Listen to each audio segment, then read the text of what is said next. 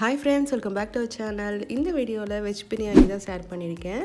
வீடியோவும் போட்டு வந்து பார்த்திங்கன்னா ரொம்ப நாளாச்சு. அதுக்கு என்ன ரீசன் அப்படிங்கிறதும் சொல்கிறேன். வீடியோவை ஸ்கிப் பண்ணாமல் பாருங்கள். பிரியாணி வந்து நான் குக்கரில் தான் பண்ண போகிறேன். ஆனால் அந்த கிரேவி மட்டும் அந்த வெஜிடபிள்ஸ்லாம் போட்டு கிரேவி பண்ணுவோம் இல்லையா, அதை மட்டும் வந்து நான் பேனில் பண்ணிக்கலாம் அப்படின்னா ஆயில் சேர்த்துட்டு பிரியாணி ஸ்பைசஸ் எல்லாத்தையும் சேர்த்துட்டு ஒரு 3 பல்லாரி வெங்காயம் எடுத்துருக்கேன். பெரிய சைஸ் வெங்காயம் எடுத்துகிட்டு அதையும் வந்து சேர்த்துட்டு நல்லா வதக்கிக்கிட்டேன். வெங்காயம் வந்து நல்லா கலர் சேஞ்ச் ஆகணும். வெங்காயம் எந்த அளவுக்கு வதக்குறோமோ அந்தளவுக்கு பிரியாணி டேஸ்ட்டாக இருக்கும் இல்லையா, அதனால் கொஞ்சமாக உப்பும் சேர்த்துக்கிட்டேன். உப்பு சேர்த்துட்டு நல்லா வதக்கிட்டு அதுக்கப்புறம் இதில் வந்து இஞ்சி பூண்டு பேஸ்ட்டு ஒரு 3 டேபிள் ஸ்பூன் அளவுக்கு இஞ்சி பூண்டு பேஸ்ட்டு சேர்த்துக்கிட்டேன். நான்வெஜ் எதுவும் சேர்க்கலனாலும் இதுக்கு தேவையான அளவு நம்ம இஞ்சி பூண்டு போட்டோம் அப்படின்னா தான் பிரியாணி நல்ல டேஸ்ட்டு கொடுக்கும். அதனால் 3 டேபிள் ஸ்பூன் இஞ்சி பூண்டு சேர்த்துருக்கேன். அதுக்கப்புறம் மிளகாத்தூள் சேர்த்தோம் அப்படின்னா பிரியாணி வந்து நல்லா கலராக இருக்கும் இல்லையா, நம்ம எக்ஸ்ட்ரா கலர் ஆட் பண்ண தேவையில்லை. அதனால் மிளகாத்தூள் சேர்த்துட்டேன். ஆனால் அடி பிடிக்கிற மாதிரி இருக்கும், சீக்கிரமாக கரிஞ்சிரும். அதனால் வந்து தக்காளி ஃபஸ்ட்டு சேர்த்துக்கிட்டேன். தக்காளி சேர்த்தோம் அப்படின்னா மிளகாத்தூள் வந்து சீக்கிரமாக அடி பிடிக்காது. தக்காளி நல்லா சாஃப்டாக ஆகிற வரைக்கும் வதக்கிட்டே இருந்தோம் அப்படின்னா எண்ணெய் நல்லா பிரிஞ்சு வந்துடும். அதுக்கப்புறம் நம்ம கட் பண்ணி வச்சுருக்கிற வெஜிடபிள்ஸ் எல்லாத்தையுமே வந்து சேர்த்துடலாம். நான் வந்து கேரட், பீன்ஸு, அப்புறம் அவரைக்காய், முட்டைக்கோசு இது எல்லாமே சேர்த்துருக்கேன். அப்புறம் உருளைக்கிழங்கு சேர்த்துருக்கேன். காலிஃப்ளவர் வந்து சேர்க்கலை. காலிஃப்ளவர் உருளைக்கிழங்கு ரெண்டுமே வந்து லாஸ்ட்டாக வறுத்துட்டு மிளகாத்தூள் உப்புத்தூள் மட்டும் போட்டு வறுத்துட்டு அதுக்கப்புறம் சேர்த்தா நல்லாயிருக்கும். ஆனால் காலிஃப்ளவர் நான் வந்து சேர்க்கலை. ஏன்னா ரொம்ப வந்து சோறு அடைஞ்ச மாதிரி ஆயிரும். அது மட்டும் இல்லாமல் நான் காலிஃப்ளவர் சாப்பிட்றதே ஸ்டாப் பண்ணிட்டேன். அதனால நான் வந்து சேர்க்கலை. அதுக்கப்புறம் ஒரு கைப்பிடி அளவு மல்லி, புதினா எல்லாத்தையும் சேர்த்துட்டு நல்லா கலந்து விட்டுட்டேன். அதுக்கப்புறம் உருளைக்கிழங்கையும் வந்து நான் அப்படியே போட்டேன். வறுத்துட்டு போடலாம் அப்படின்னா சுத்தமாக டைம் இல்லை. நான் ஸ்டார்ட் பண்ணதே வந்து பார்த்திங்கன்னா 12 ஆயிடுச்சு. சீக்கிரமாக வேலை முடிக்கணுமே அப்படின்னு அப்படியே சேர்த்துட்டேன். அதுக்கப்புறம் இதுக்கு தேவையான மசாலா வந்து பார்த்திங்கன்னா ஆல்ரெடி நான் உப்பு சேர்த்துருக்கேன். இதில் கொஞ்சமாக உப்பு சேர்த்துருக்கேன். ரைஸ்லேயே நம்ம உப்பு சேர்ப்போம் இல்லையா, அதனால் வேணும்னா லாஸ்ட்டாக பார்த்துட்டு போடலாம் அப்படின்னு உப்பு சேர்க்கல. மஞ்சத்தூள், ஜீரகம், மிளகுத்தூள், அப்புறம் மிளகாத்தூள் எக்ஸ்ட்ராவாக ஒரு டேபிள் ஸ்பூன் சேர்த்துக்கிட்டேன். எனக்கு காரம் கம்மியாக இருந்த மாதிரி இருந்துச்சு. அதுக்கப்புறம் தயிர் 2 கப் அளவுக்கு சேர்த்துருக்கேன். எல்லாத்தையும் சேர்த்துட்டு நல்லா கலந்துட்டு இதுக்கு வந்து பச்சை பட்டாணி சேர்க்கணும். அது வந்து ஃப்ரெஷ் பீஸ் இருந்துச்சு அப்படின்னா அது சேர்த்துடலாம் டேரெக்டாக. இது வந்து காஞ்சது அப்படிங்கிறதுனால தண்ணியில் போட்டோன்னா வந்து பார்த்திங்கன்னா அப்படியே க்ரீன் கலராக மாறிடும். அதை வந்து அப்படியே சேர்க்காம இந்த மாதிரி சேர்த்தோம் அப்படின்னா கொஞ்சம் ஹெல்த்தியாக இருக்கும் இல்லையா, அதனால் வந்து கொதிக்க வச்சுக்கிட்டேன். அதுக்கப்புறம் ரைஸ்க்கு தேவையான அளவுக்கு தண்ணி 3 கப் அளவுக்கு தான் சேர்த்துருக்கேன். ஏன்னா அந்த கிரேவியில் வேறு இருக்கும். அதனால் 3 கப் தண்ணி சேர்த்துட்டு தேவையான அளவு உப்பு சேர்த்துட்டு 2 டேபிள் ஸ்பூன் அளவுக்கு ஆயில் சேர்த்துருக்கேன். அதுக்கப்புறம் ஃபஸ்ட்டு வந்து பார்த்திங்கன்னா நான் தயிர் பச்சடிக்குள்ளது மட்டும் தான் ரெடி பண்ணேன். அதில் வந்து தயிரும் எலுமிச்சம்பழம், உப்பு 3மே வந்து லாஸ்ட்டாக போட்டோம் அப்படின்னா கொஞ்சம் நீத்து போகாமல் இருக்கும். அதுவும் இல்லாமல் பாக்கெட் தயிர் போட்டால் கொஞ்சம் கெட்டியாக இருக்கும் அப்படிங்கிறதுனால அதை வந்து லாஸ்ட்டாக போடலாம் அப்படின்னு வச்சுருந்தேன்.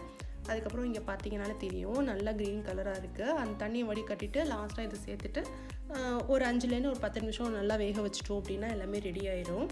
காய்கறி வந்து பொரியல் பண்ணி சாப்பிட்றதுக்கு எனக்கு சுத்தமாக பிடிக்காது. அதனாலேயே வந்து பார்த்திங்கன்னா இந்த மாதிரி வெஜ் பிரியாணி பண்ணுறது, அப்படி இல்லைனா ஃப்ரைட் ரைஸ் பண்ணுறது, இது ரெண்டுமே வந்து அடிக்கடி பண்ணிகிட்டு இருப்போம். ஏன்னா வெஜிடபிள் சாப்பிட்ணும் அப்படிங்கிறதுக்காக. அன்றைக்கி வந்து சைடிஷ் பண்ணணும் அப்படிங்கிற ஐடியாவே இல்லை. சிக்கன் கொஞ்சம் இருந்ததுனால சரி அதை கிரேவி வச்சிடலாம் அப்படின்னு பட்டை கிராம்பு சேர்த்துட்டு வெங்காயம், தக்காளி சாப் பண்ணிவிட்டு இஞ்சி பூண்டு பேஸ்ட்டு சேர்த்து நல்லா வதக்கிட்டேன். அதுக்கப்புறம் சிக்கன் பீஸ் எல்லாத்தையும் சேர்த்துட்டு அதுக்கு தேவையான மசாலா வந்து பார்த்திங்கன்னா மஞ்சத்தூள், மிளகு, ஜீரகம், மிளகாத்தூள், அவ்வளோதான். இதில் வந்து மல்லித்தூள்லாம் சேர்க்க தேவையில்லை. மசாலா எல்லாத்தையும் சேர்த்துட்டு நல்லா கலந்துட்டு இதுக்கு தேவையான அளவு தண்ணி சேர்த்துட்டு மூடி வச்சுட்டு ஒரு 1/2 hour அளவுக்கு அப்படியே லோ ஃப்ளேமில் வச்சுட்டோம் அப்படின்னா நல்லா வந்து சிக்கன் சாஃப்டாக ஜூஸியாக இருக்கும். அதுக்கப்புறம் தண்ணி நல்லா கொதித்து வந்துருச்சு. இதில் வந்து ஊற வச்சிருந்த அரிசியை வந்து சேர்த்துட்டேன். இது வந்து நார்மல் பிரியாணி அரிசி தான். பாஸ்மதி அரிசியாக இருந்துச்சுன்னா குறைஞ்சது 1/2 hour ஆச்சும் ஊற வைக்கணும். இந்த அரிசியை வந்து ஒரு 10 minutes ஊற வச்சா போதும். சிக்கனில் வந்து லாஸ்ட்டாக வந்து பார்த்திங்கன்னா கஸ்தூரி மெத்தி ஒரு டேபிள் ஸ்பூன் அளவுக்கு சேர்த்துக்கிட்டேன். இதை சேர்த்துட்டு நல்லா ஒரு 10 minutes ஹை ஃப்ளேமில் வச்சுட்டோம் அப்படின்னா தண்ணியெல்லாம் நல்லா சுண்டி வந்துடும். அதுக்கப்புறம் இங்கே வந்து தண்ணியெல்லாம் சுண்டி நல்லா சோறு வந்து ரெடி ஆயிடுச்சு. இதில் வந்து நம்ம ரெடி பண்ணி வச்சுருக்கிற அந்த வெஜ் கிரேவியை வந்து சேர்த்துட வேண்டியதான். இந்த ரெசிபியை ஷூட் பண்ணி வந்து பார்த்திங்கன்னா கிட்டத்தட்ட 1 மந்த் இருக்கும், அதுக்கு மேலே கூட இருக்கும்னு நினைக்கிறேன். ஏன்னா இப்போல்லாம் வந்து வீட்டில் ஒவ்வொருத்தவங்களும் ஒவ்வொரு மாதிரியான டயட்டை ஃபாலோ பண்ணிகிட்டு இருக்கிறதுனால இந்த மாதிரிலாம் எதுவுமே பண்ண முடியறதில்ல. ஏன்னா ஒருத்தவங்க சாப்பிட்டு ஒருத்தவங்க சாப்பிட்லன்னா அது அந்த அளவுக்கு திருப்தியாக இருக்காது இல்லையா? அதனால் வந்து இதெல்லாம் எதுவுமே பண்ணுறதில்ல. அப்புறம் லாஸ்ட்டாக கத்திரிக்காய் பச்சடி பண்ணேன். இது வந்து பார்த்திங்கன்னா புலாவ் பண்ணால் தான் பண்ணுவோம், கத்திரிக்காய் உருளைக்கிழங்கு இது எல்லாமே. ஆனால் இப்போ ரீசெண்டாக கொஞ்ச நாளாக வந்து என் ஹஸ்பண்ட் கத்திரிக்காய் பச்சடிக்கு வந்து அடிக்ட் ஆகிட்டாங்க. பிரியாணிக்கு வந்து சைடிஷ் வந்து கத்திரிக்காய் பச்சடி தான் நல்லாயிருக்கும் அப்படிங்கிற அளவுக்கு. அதனால் கொஞ்சமாக கத்திரிக்காய் பச்சடி பண்ணேன். இதில் வந்து தாளிப்பு வடகம் சேர்த்துருக்கேன். இது வந்து வேண்டாம் அப்படின்னா ஸ்கிப் பண்ணிடுங்க. நல்லா வதக்கிட்டு இதில் கத்திரிக்காய் சேர்த்துட்டு மூடி வச்சிடணும். ஏன்னா கத்திரிக்காய் வந்து இந்த எண்ணெயிலேயே நல்லா சாஃப்டாக வதங்கி வரணும். பிரியாணி சூப்பராக ரெடி ஆயிடுச்சு. மேலே வந்து கிரேவி வச்சதுனால ஒரு தடவை அடியோடு கலந்துட்டோம் அப்படின்னா கலர் எல்லா பக்கமும் சேமாக வந்துடும். எப்போவுமே வந்து வெஜ் பிரியாணி பண்ணுறப்ப கொஞ்சமாக குழஞ்ச மாதிரி தான் ஆயிரும். எனக்கு செட்டே ஆகாது வெஜ் பிரியாணி. அதனாலேயே வந்து தண்ணி கொஞ்சம் கம்மியாக வச்சுருந்தேன். அப்போ தான் ரைஸ் வந்து ஒன்றோட ஒன்றை ஒட்டாமல் இருக்கும் அப்படின்னு. அதுக்காக வந்து பார்த்திங்கன்னா நான் மேலே கொஞ்சமாக நெய் சேர்த்துக்கிட்டேன். ஒரு 2-3 டேபிள் ஸ்பூன் நெய் சேர்த்தோம் அப்படின்னா சோறு வந்து குலையாது, அதே சமயம் சாஃப்டாக இருக்கும். அரிசி வந்து முள்ளாக இல்லாமல் நல்லா சாஃப்டாக இருக்கும் அப்படிங்கிறதுக்காக ஒரு 3 டேபிள் ஸ்பூன் வந்து நெய் சேர்த்துக்கிட்டேன். சேர்த்துட்டு லாஸ்ட்டாக ஒரு தடவை சர்வ் பண்ணும்போது கலந்துட்டோம் அப்படின்னா நல்ல வாசனையாக சூப்பராக இருக்கும். அதுக்கப்புறம் இங்கே கத்திரிக்காயும் வந்து பார்த்திங்கன்னா நல்லா வதங்கி இருந்துச்சு. அதில் வந்து மெழுகு, அப்புறம் 2 டேபிள் ஸ்பூன் வந்து ஜீனி சேர்த்துக்கிட்டேன். கொஞ்சமாக உப்பு சேர்த்துட்டு லைட்டாக மஞ்சத்தூள், மிளகு, ஜீரகம், மிளகாத்தூள், அவ்வளோதான்.